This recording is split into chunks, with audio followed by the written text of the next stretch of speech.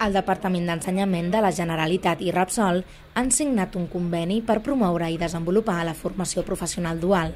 La signatura l'ha presidit Artur Mas, el president de la Generalitat. Aquest model de formació dual consisteix en que l'empresa assumeix protagonisme formatiu. El seu paper no es limita a la recepció d'estudiants en pràctiques, sinó que s'implica en la formació dels alumnes a través de la seva participació en les adaptacions curriculars. Es tracta d'un model de formació que s'inspira en models existents a Alemanya, Suïssa, Àustria o Dinamarca, on el govern vol afavorir la reactivació econòmica i fomentar la formació i ocupació dels joves. I n'hi pot haver de feina en aquest país? Doncs aquí teniu la resposta. En aquest país hi pot haver feina si realment orientem les coses d'una manera més, diguem-ne, acompassada a la nostra realitat empresarial. L'ideal final de tot aquest tema formatiu és que siguin les empreses les que agafin a les persones i encarreguin a algú que comparteixin la formació. Aquest és el punt ideal. Encara no hi hem arribat del tot.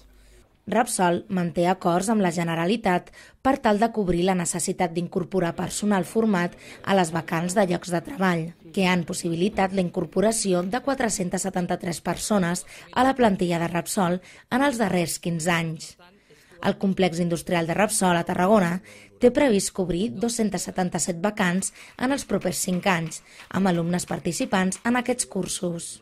Portem més de 15 anys treballant d'aquesta manera, quan aquells que van tenir aquesta visió van dir, home, de cara a formar les persones que han d'entrar a treballar a Repsol com a operadors de plantes químiques, per què no ho fem en col·laboració amb la Generalitat, tots els més que té la Generalitat, amb el Departament d'Ensenyament, amb el Departament de Treball.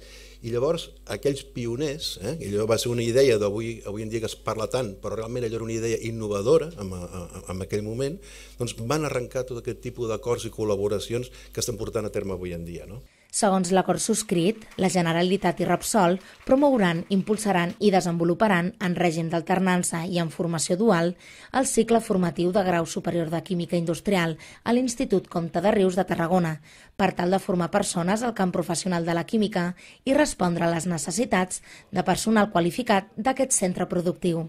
És un pas important perquè vincula l'empresa i la docència, la formació inicial amb la formació contínua, l'ensenyament i la indústria. I en aquest sentit, doncs, se suma a aquests més de 500 alumnes que ja tenim a Catalunya, que volem continuar ampliant l'any vinent, avançant no només en la dual, en la formació inicial, sinó també en l'ocupacional, i la contínua ja és de per se.